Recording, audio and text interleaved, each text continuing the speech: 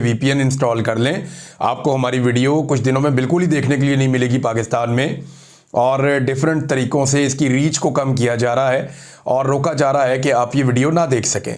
और भी मेरे दोस्त हैं, उनकी वीडियो भी अगर आपने देखनी है या आप चाहते हैं कि वो इख्तलाफी आवाज़ें जिन्हें पाकिस्तान की एस्टेब्लिशमेंट या पाकिस्तान की जाली फार्म 47 की हुकूमत जिन आवाज़ों को कुचलना चाहती है, वो नहीं चाहते कि वो आवाज़ें आप तक पहुँचें। अगर आप वो आवाज़ें सुनना चाहते हैं तो ज़रा वीपीएन इंस्टॉल कर लें, और ये मुफ्त में आपको मिल जाते हैं। फ्री वाला वीपीएन कोई भी आप इंस्टॉल करें अपने फ़ोन में, और अगर आप खुद नहीं कर सकते किसी दोस्त को कहें, वो आपको इंस्टॉल कर देगा। ये एक एप्लीकेशन के ज़रिए से ऐप स्टोर पे जाके हो जाता है, मसला ही कोई नहीं है। तो फिर आप हमारी वीडियोस देख पाएंगे। एक दफ़ा फिर मैंने आपसे गुजारिश की। अब नाज़रीन, एक सवाल मैंने आपसे पूछना है प्रोग्राम के शुरू में, जिसका जवाब मैं आपको आगे चलकर दूंगा, और ये सवाल बहुत अहम है। सिर्फ अपने जहन में लाइएगा कि क्या आप उन 5 जजेस के नाम जानते हैं जिन्होंने सिविलियंस के मिलिट्री कोर्ट में ट्रायल की इजाज़त दी। ये दुनिया में नहीं होता, युगांडा में नहीं होता, उन्होंने भी मना किया। दुनिया भर के जो बदतरीन ममालिक है ना, वहाँ पे भी ये इस तरीके से नहीं होता। यानी ये हो सकता है कोई दहशतगर्द है, कोई बड़ा खौफनाक हालात चल रहे हैं, कोई इस तरह के मामलात हैं। ये नॉर्मल सिविलियन कुछ सियासतदानों के या सियासी वर्कर्स के उठा के मिलिट्री कोर्ट्स के अंदर ट्रायल कर देना, ये कहाँ का इंसाफ है। तो अब आप ये बताइए कि क्या आपको याद है, थोड़े दिन पहले, लगभग 2 हफ्ते हो गए हैं, एक फैसला आया था जिसमें यह बताया गया था कि फौजी अदालतों को यह हक हासिल है कि वो सिविलियन का ट्रायल कर सकें। यानी एक कर्नल बैठ के फैसला कर सकता है किसी भी आदमी की ज़िंदगी का कि उसको जेल में डालना है या उसको आज़ाद रखना है। उसके ऊपर कोई भी एलिगेशन लगाया जा सकता है। और ये मामला ऐसा है कि जिनकी ट्रेनिंग ही नहीं है अदालत की, फैसला करने का कोई पता ही नहीं है उन्हें, वहाँ पे इंसाफ की कोई गुंजाइश ही नहीं है। शवाहिद कैसे पेश करने हैं, वकला कैसे जाएंगे, मामला कैसे चलेगा, ट्रायल कैसे होगा, हर चीज़ में इबाहम है। और मुद्दई कौन है? वो भी फौज है। यानी सीनियर फौजी अफसरान मुद्दई हैं और जूनियर फौजी अफसरान जज हैं। तो क्या जूनियर अपने सीनियर के खिलाफ फैसला दे सकता है? कभी नहीं दे सकता। जो सीनियर ने लिख के देना वही फैसला होगा। तो ये जो फैसला दिया, ये कौन से 5 ऐसे हीरे जजेस थे सुप्रीम कोर्ट ऑफ पाकिस्तान के जिन्होंने मिलिट्री कोर्ट्स के अंदर सिविलियन का मुकदमा चलाने की इजाजत दी। ये जरा अगर आपको नाम याद है ना, तो गूगल आपने नहीं करना, अपने जहन में आप लेकर आए, याद करें कि आपको पता है वो कौन है, वो हीरे कौन से हैं और वो अगला कौन सा कारनामा करने जा रहे हैं। वापस आके बताता हूं बाद में। नादरीन, एक खबर और आई है और पाकिस्तान की मार्केट में बहुत ये खबर फैली है। अंसार अब्बासी साहब से गालिबन ये खबर शुरू हुई, फाद हुसैन साहब ने भी दी, कुछ और हमारे साथी हैं उन्होंने भी दी है। कुछ को गलतफहमी हो गई, कुछ ने एक दूसरे से कॉपी कर ली। लेकिन ये खबर जो आई वो ये है कि अमेरिका से जो आज से 2 माह पहले डॉक्टर्स आए हुए थे, उनके बारे में क्लेम किया गया कि वो दोबारा आ गए। फिर ये क्लेम किया गया कि उनकी इमरान खान साहब से भी मुलाकात करवाई जाएगी। फिर यह भी क्लेम किया गया कि पाकिस्तान की सियासत में कोई हलचल चल रही है और कोई मामला तय हो रहे हैं एस्टेब्लिशमेंट और पाकिस्तान तहरीक इंसाफ के बीच में। और फिर यह भी क्लेम किया गया कि इसके नतीजे में इमरान खान साहब जेल से बाहर भी। अब ये कहानियां मार्केट में लाई गई। थोड़े दिन पहले एक और कहानी भी आई थी, अब ये वाली एक। अच्छा, इसमें जो डॉक्टर आए थे ना पाकिस्तान, उनमें 3 डॉक्टर्स थे और उनके साथ बाकी वो बिजनेसमैन भी था एक। तो डॉक्टर उस्मान थे, डॉक्टर सायरा बिलाल थी और डॉक्टर मुनीर थे। मैंने अमेरिका में 2 लोगों से रब्ता किया, एक आतिफ खान साहब से और एक मैंने एक और शख्सियत है उनसे भी रब्ता किया। मैंने वैसे मेरी शहबाज गिल साहब से भी बात हुई। तो इन सब ने मुझे ये बताया कि जी ये तीनों डॉक्टर अमेरिका में ही मौजूद हैं और इनमें से कोई डॉक्टर पाकिस्तान में नहीं गया। यानी जब ये डॉक्टर पाकिस्तान नहीं गए तो ये क्लेम कहाँ से आया, और ये सिक्योरिटी ज़राए से आया, एस्टेब्लिशमेंट के ज़राए से ये क्लेम आया, जो सहाफ़ियों ने बताया कि जनाब वही डॉक्टर वापस पहुँच गए। तो ये कहा कि वही डॉक्टर पहुँच गए। अच्छा, मैंने ये भी पूछा कि जनाब क्या ये मुमकिन है कोई और डॉक्टर आ गए हों उनकी जगह पे। तो मुझे जो जवाब मिला वो बड़ा दिलचस्प था कि जिन डॉक्टरों को शौक है ना अपनी इज्जत अफजाई करवाने का, तो वो चले जाए फिर पाकिस्तान। जो पहले पब्लिक ने रिएक्शन दिया है वो फिर रिएक्शन आ जाएगा। तो अगर कोई और डॉक्टर आए भी हैं, मेरे ख्याल में यहाँ पे एस्टेब्लिशमेंट भी एक दूसरे को बेवकूफ़ बनाते हैं। थोड़ा अर्सा पहले मुस्लिम लीग नून के कारकुनों को और इधर उधर से लोगों को पकड़ के वो बिठा के आर्मी चीफ को बुला लिया, जनाब ये सारे ओवरसीज इन्वेस्टर्स आ गए हैं, कोई इन्वेस्टमेंट नहीं आई पाकिस्तान में। एवं कहानी सुना के वो निकल गए, इधर कौम का पैसा भी खर्च कर दिया। अब हो सकता है कोई दोबारा कहानी दी गई हो कि जनाब हमने फिर डॉक्टर बुला लिए, पता नहीं कौन से को नून लीग के डॉक्टर ना बुला लिए हों। लेकिन इमरान खान साहब से कौन मिलेगा और उनसे क्या बात करेगा ये तो पता चल जाएगा आने वाले वक्त में। लेकिन इन डॉक्टरों के बारे में ये अभी कि पाकिस्तान में कोई सियासी हलचल हो रही है, तो असल कहानी ये है कि इन डॉक्टरों के बारे में क्लेम किया गया अमेरिका से, जिन शख्सियात ने किया मैंने आपको बता भी दिया कि डॉक्टर उस्मान, डॉक्टर सायरा बिलाल और doctor Munir they are still in America, वो पाकिस्तान नहीं आए। एक और नाज़रीन खबर है कि अदालत में इमरान खान साहब का केस लगना था बुध वाले दिन। ये बहुत इंपॉर्टेंट है। देखें, इमरान खान साहब का केस लगना था अदालत में बुध वाले दिन, और इसके बारे में जो सरफराज डोगर साहब हैं, जो कायम मकाम चीफ जस्टिस हैं इस्लामाबाद हाई कोर्ट के, उन्होंने कहा था बुध को मैं लगा दूंगा, नेक्स्ट वीक में बुध वाले दिन लग जाएगा। ये बात उन्होंने शेख वकास अकरम साहब के बकौल की थी 3 लोगों को, और ये वैसे भी ये खबर ज़बान ज़द-ए-आम है कि 3 लोगों को उन्होंने कहा था।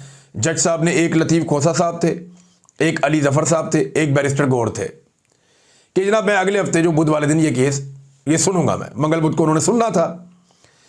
लेकिन इस हफ्ते के लिए जो कॉज लिस्ट जारी हुई है, यानी अब हफ्ते की पूरी जारी हो जाती है ना, अब आप एतवार को वीडियो सुन रहे हैं तो अगले हफ्ते में जो केसेस लगने उनकी लिस्ट आ जाती है, उसमें अभी तक जनाब ये इमरान खान साहब के केस का जिक्र नहीं है। तो क्या इस हफ्ते भी इमरान खान साहब का केस नहीं लगाया जाएगा? और इस बारे में पाकिस्तान तहरीक-ए-इंसाफ जो है पुरअसरार तौर पे खामोश है। तो पाकिस्तान तहरीक-ए-इंसाफ किस चीज़ का इंतजार कर रही है? ज़रा सिद्दीक जान साहब ने इसके ऊपर क्या लिखा, क्योंकि ये वहाँ कोर्ट्स को कवर करते हैं, तो वो क्या कह रहे हैं ज़रा सुने आप। इमरान खान की अलकादर केस में सज़ा के खिलाफ अपील जनवरी के महीने से, अब ये मई खत्म होने वाला है। इस्लामाबाद हाई कोर्ट में ज़ेर इल्तवा है। इमरान खान की बहनों और पार्टी के दबाव के बाद बिलाखिर 15 मई को पहली समाअत हुई। 15 मई बरोज़ जुमेरात को कायम मकाम चीफ जस्टिस सरफराज डोगर ने केस की अगली समाअत 21 मई बरोज़ बुध को करने का इंदिया दिया, लेकिन केस ना लगाया।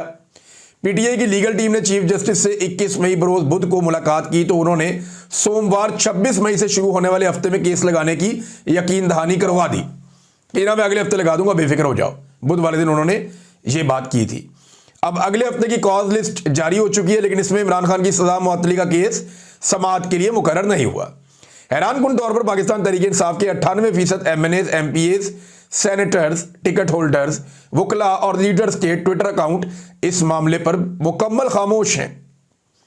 पीटीआई के लिए इस वक्त सबसे अहमियत का मामला इमरान खान की रिहाई है, और सबसे अहम केस यही है। इसी तरह 9 मई केस की जमानतों के केस में भी जस्टिस शहबाज रिजवी तारीख पर तारीख दे रहे हैं वो लाहौर में, और एक बार फिर बेंच टूट चुका है। लेकिन पीटीआई इस इशू को बड़ा इशू नहीं बना सकी, और ऐसे इमरान खान साहब को रिहा करवाएंगे। अब ये तहरीक-ए-इंसाफ के अंदर बड़ा रोला पड़ा हुआ है। वहां पार्टी के जो लोग हैं या इमरान खान साहब के करीबी लोग हैं, वो ये कह रहे हैं पार्टी को रोला डालो भाई, क्या हो गया आपको, शोर मचाएं, अब केस ही नहीं लग रहा है इमरान खान का, इकट्ठे होकर जाओ अदालत में, लाहौर हाई कोर्ट में, इस्लामाबाद में, उन्हें बोले केस लगाएं, आधे घंटे में इमरान खान की बेल होती है, उसको बाहर निकालो। लेकिन यहां पे केस लग नहीं रहा। ऐसा लगता है कि शायद जो तहरीक-ए-इंसाफ की क़यादत के कुछ लोग हैं वो गर्मियों की छुट्टियों का इंतजार कर रहे हैं कि जजेस गर्मियों की छुट्टियों पे चले जाएं, फिर छुट्टियों के बाद आराम से इमरान खान साहब के केसेस लगेंगे। अच्छा, वैसे हैरत की बात नहीं है कि पाकिस्तान में जजेस गर्मियों की छुट्टियों पे जाते हैं।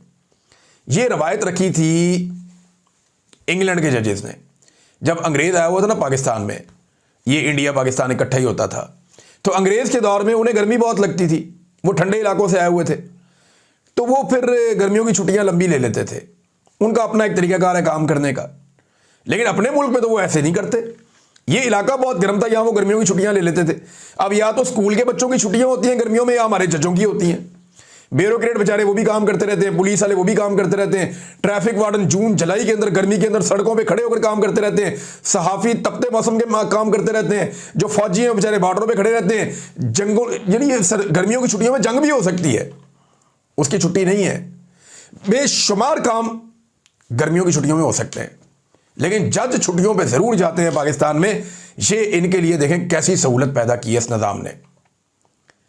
भाई अगर जज की छुट्टियां रखनी है तो हर जज को साल की छुट्टियां बता दें कि जनाब आप में साल की इतनी छुट्टियां हैं, वो उसका ये तरीकाकार है, आप ये छुट्टियां ले सकते हैं, इकट्ठी ऐसे ले सकते हैं, अलग अलग ऐसे ले सकते हैं। ये गर्मियों की छुट्टियों के बहाने पूरी पूरी अदालतें बंद कर देना, ये कहां का इंसाफ है? ये अंग्रेज जज तो नहीं बैठे हुए, इसी खित्ते में पल के बड़े हुए हैं। यहीं पे अगर जज के अलावा कोई और काम कर रहे होते तो आप काम कर रहे होते।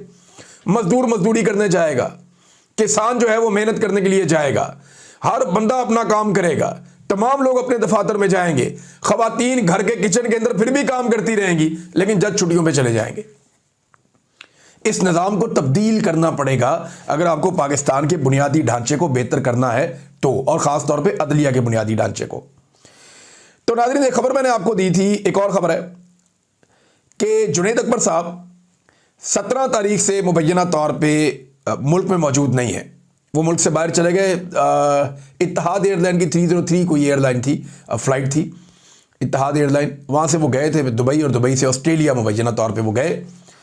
और इस बीच में उन्हें आना था अदालत में अपने साथियों को लेकर, वो नहीं आए अपनी कमिटमेंट के मुताबिक, लेकिन मेरी इत्तला के मुताबिक शायद वो पाकिस्तान वापस पहुँच गए। अभी कन्फर्मेशन नहीं है, लेकिन शायद वो पहुँच गए। लेकिन 1 हफ्ते से ज़्यादा वक्त उन्होंने पाकिस्तान से बाहर गुजारा। और याद रखिए, कोई बहुत ज़रूरी काम नहीं है। ये अरकान असम्बली के दौरे वैसे करवाए जाते हैं, ओबलाइज किया जाता है इन्हें कि इनको इधर भेज दो, एक बना के इधर भेज दो, कोई चाइना भिजवा देते हैं, कोई यूरोप चले जाते हैं, कोई ऑस्ट्रेलिया चले जाते हैं। तो ये ट्रिप लगते रहते हैं साल में, और इसमें ओबलाइज किया जाता है अरकान असम्बली को। ये अरकान असम्बली वहाँ जाकर क्या करते हैं, हमारे बहुत सारे दोस्त हैं वो हमें बताते रहे, जनाब सैर सपाटा ही होता है और तो होता कोई नहीं है। सीधी सी बात है, जो अहम तरीन मीटिंग्स होती हैं वो किसी और लेवल पे हो रही होती हैं। बहरहाल ये जुनैद अकबर साहब गए थे। अब क्योंकि ड्रोन्स के खिलाफ जो है वो एक एहतजाज करना है, पाकिस्तान तहरीक इंसाफ ने पीर की तारीख 26 दी हुई थी, तो मेरे ख्याल में आज के दिन आ जाएंगे या आ गए होंगे, ताकि 26 का जो एहतजाज है ड्रोन के खिलाफ वो पाकिस्तान तहरीक इंसाफ भरपूर अंदाज में करे। मैं ये सोच रहा था ये एहतजाज हफ्ते को या एतवार को क्यों नहीं हो रहा, अब मुझे कुछ चीज़ें समझ आ रही हैं। बहरहाल इमरान खान साहब की चॉइस है, और जुनैद अकबर साहब ने जो है वो अभी तक उनका कोई टेस्ट आया नहीं है। अभी तक जुनैद अकबर साहब ने पब्लिक अकाउंट कमेटी के अंदर कोई बड़ा मामला नहीं उठाया। देखिए ना, वो एक मामला आया था ना, अहमद नूरानी की स्टोरी, उसके अंदर से वो उठा सकते थे एक खातून जिनके बारे में बताया गया कि वो आर्मी चीफ की कज़न है, और उनके बारे में बताया गया कि उन्हें आउट ऑफ द वे जाके बहुत ऑब्लाइज किया गया। ये मामला जुनैद अकबर साहब उठा सकते थे, उन्होंने नहीं उठाया। मेरे साथ उनकी बात हुई थी, उन्होंने कहा था मैं उठाऊंगा, लेकिन उन्होंने ये मामला नहीं उठाया। उसके बाद अभी तक कोई बड़ा इम्तिहान उनके सामने नहीं आया जिसमें एहतजाज, प्रोटेस्ट या ऐसी कोई चीज़ें हों। बहरहाल मेरे ख्याल में अली अमीन गंडापुर साहब इमरान खान साहब को मिले, उन्होंने ज़रूर बताया होगा इमरान खान को कि जुनैद अकबर साहब पाकिस्तान से बाहर चले गए हैं और वो पाकिस्तान में मौजूद नहीं है। तो अब ड्रोन के ऊपर जो एहतजाज करेंगे तो देखते हैं, क्योंकि खैबर पख्तूनख्वा में अभी तक उन्होंने जितने प्रोग्राम किए हैं वो किए हैं। वो पंजाब में या इधर इस्लामाबाद में अभी तक जुनैद अकबर साहब कोई तहरीक लेकर या कोई बड़ा एहतजाज लेकर अभी तक इस तरफ नहीं चले। अली अमीन गंडापुर साहब तो अधूरा छोड़ देते हैं चीज़ों को, लेकिन जुनैद अकबर साहब का अभी तक कोई बड़ा इम्तिहान हुआ नहीं। सिंध में इमरान खान साहब की रिहाई के हवाले से एक बड़ी तहरीक चल रही है, और फिरदौस शमीम नकवी साहब बार बार गिरफ्तार हुए, उनके बहुत सारे साथी गिरफ्तार हुए, लेकिन लोगों का जोश ये बता रहा है कि इमरान खान को आज़ाद करवाने के लिए जो बड़ी तगड़ी तहरीक इस वक्त चल रही है वो सिंध में भी चल रही है, और लोग बड़े ज़ोर शोर से आगे बढ़ रहे हैं। दूसरा, सिंध के अंदर अवाम में वैसे ही बहुत गुस्सा है मोरू वाले वाक़े पे, और जिस तरीके से जरदारी साहब ने या बिलावल ने सौदा किया सिंध के पानी का, दरियाए सिंध के पानी का 6 नहरों के ज़रिए कि नहरें बनाकर आप फौरी तौर पे सिंध का पानी मोड़ के चोलिस्तान में ले जाएं, तो उसमें सिंध के अवाम, वहाँ के जो हारी हैं वो बहुत बहुत नाराज़ हैं। तो जिस पानी के ऊपर पीपल्स पार्टी ने हमेशा सियासत की है वही पानी उनकी जड़ों में बैठ गया, और आज उसी पानी की वजह से उनकी सियासत तबाही के दहाने पर खड़ी है। सिंध में जो है वो अवाम और पुलिस कई जगहों पे आमने सामने है, बहुत ज़्यादा लाठी चार्ज और पथराव हुआ है, और पीपल्स पार्टी वालों ने जो गोलियां चलाई उनमें कुछ लोग शहीद हुए हैं। लाश भी एक पुलिस ने अपने कब्जे में ले ली थी, और पुलिस बी टीम बन गई पाकिस्तान पीपल्स पार्टी की, जिसकी वजह से फिर जो आम आवाम है वो बहुत गुस्से में आ गई, और फिर वो जिस तरह भड़के हैं, बार बार पुलिस ऑपरेशन करती है, दूसरी तरफ से एहतजाज होता है। तो ये सिंध में हालात हैं। बलूचिस्तान में सालार काकड़ का नौजवानों ने शानदार इस्तकबाल किया, और कोयटा तक बलूचिस्तान के नौजवानों ने एक तारीख बनाई है सालार काकड़ के इस्तकबाल की। देखिए, सालार काकड़ हों, सद्दाम तरीन हों, ये वो लोग हैं जिनकी वजह से पाकिस्तानी नौजवानों को, ख़ासतौर पे जो बलोच नौजवान हैं, उन्हें जमहूरियत के ऊपर कुछ यकीन बाकी है, और वो जमहूरी अंदाज में अपना हक मांगने का हौसला कर रहे हैं, और उनकी उम्मीद टूटी नहीं है। वरना जो रियासत कर रही है उसके बाद तो, यानी जो मारंग बलोच जो है वो जमहूरी अंदाज में निकल कर एहतजाज करती है ना, उसके पास कोई हथियार तो नहीं होता, वो किसी से झगड़ती तो नहीं है, वो किसी पे गोली तो नहीं चलाती, वो निहत्ती लड़की है, वो निकलती है, निकल कर एहतजाज करती है डॉक्टर मारंग बलोच, और जिस तरह उसको दीवार के साथ लगाया गया, जिस तरह बाकी लोगों को दीवार के साथ लगाया गया, क्या रियासत ये चाहती है कि जमहूरी अंदाज में एहतजाज करना सारे लोग बंद कर दें और सब लोग वही जबान बोलें जो रियासत बोल रही है? या सब लोगों को धकेल कर पहाड़ों पर चढ़ाना चाहती है रियासत? मेरे ख्याल में होश के नाखून लेने चाहिए, क्योंकि जिसके हाथ में डंडा होता है उसकी अकल भी उतनी होती है। जिसके हाथ में हथौड़ा होता है उसे हर मसला कील की तरह नजर आता है। जब हाथ में बंदूक हो तो दिमाग गर्म ही रहता है। लिहाजा जो सियासतदान है वो ठंडे दिमाग से इस मसले को हल करे। फौज के अंदर ये काबिलियत, सलाहियत और अहलियत नहीं है कि वो सियासी नौइयत के हसास मामलात और महरूमियां दूर करने के मामला जो है वो बलूचिस्तान जैसे इलाके के अंदर अपने हाथ में लेकर उनको दुरुस्त तरीके से ठीक कर सके। नहीं कर पाएंगे, कैपेसिटी नहीं है। ये कैपेसिटी सियासतदानों में है। तो मारक बलोच जैसे लोगों को, मंजूर पश्तीन जैसे लोगों को, इनको मजीद दीवार के साथ ना लगाएं। इनके गिले शिकवे सुन लें, इनकी बातें बर्दाश्त कर लें और इनके साथ बैठकर बात करें, कोई मसले का हल निकालें। आज नहीं तो कल आपको यह निकालना पड़ेगा। बहरहाल सालार काकड़ का जो इस्तकबाल हुआ है, यह भी एक तारीख रकम हो रही है बलूचिस्तान में, और यह तारीख लिखी जा रही है। सब इस तारीख को दोहराएंगे। नादरीन, आज़ाद कश्मीर में भी एहतजाज शुरू हो गया। इसकी तफसीलात मैं आपको नेक्स्ट वीलॉग में बताऊंगा, लेकिन कुछ चीज़ें मुझे आपके सामने रखनी है। नंबर एक तो सियालकोट में जो PP52 का जो पाकिस्तान तहरीक इंसाफ का उम्मीदवार है, उसका इंतखाबी निशान ढोल। हल्के से मैंने रिपोर्ट इकट्ठी करवाई थी, पूरे हल्के में ढोल ही बज रहा है। हुकूमती उम्मीदवार दिखाई नहीं दे रहा। वहाँ पे हुकूमती उम्मीदवार ने जनरल आसिम मुनीर साहब के, फील्ड मार्शल के लगाए थे पोस्टर्स और बैनर्स, और उसके बाद जनाब नवाज शरीफ से ज़्यादा उन्होंने ये प्रमोशन की थी। लेकिन अवाम के अंदर बिल्कुल किसी किस्म की तहरीक है ही नहीं। तहरीक इंसाफ का जो हमायत याफ्ता उम्मीदवार है, जिसके बाद ढोल का इंतखाबी निशान है, उसी की कंपेन नज़र आ रही है। मगर देखें, सरकार के पास जाली फॉर्म 47 भी होता है, जाली फॉर्म 45 भी होता है, और 100 हथकंडे होते हैं कि एंड में नतीजा इन्होंने अनाउंस करना है, इलेक्शन कमीशन ने, तो तहरीक इंसाफ के हक में अनाउंस करे, ये बहुत मुश्किल दिखाई देता है। ऐसा होता नहीं है। नाज़रीन, दो चीज़ें DGISPR की बड़ी वायरल हो गई हैं आज के दिन में। ये दोनों चीज़ें मैं आपके सामने रख देता हूं। नंबर एक जो चीज़ वायरल हुई वो ये कि DGISPR ने कहा कि तुम पानी बंद करोगे, हम सांस बंद कर देंगे। वैसे इंडिया की आर्मी की तरफ से कभी किसी ने ऐसा बयान नहीं दिया। बड़े जज्बाती अंदाज में उन्होंने स्टेटमेंट दिया, नौजवानों ने बड़ा शोर शोर मचाया, लेकिन ये एक पॉलिटिकल नौइयत का स्टेटमेंट है। ये सियासतदान देते हैं। यानी ये बयान पहले दिया था, नकल किया DGISPR ने। ये बयान था हनीफ अब्बासी का, उन्होंने ये बयान दिया था पहले, और इसको नकल किया DGISPR ने, लेकिन जचा नहीं।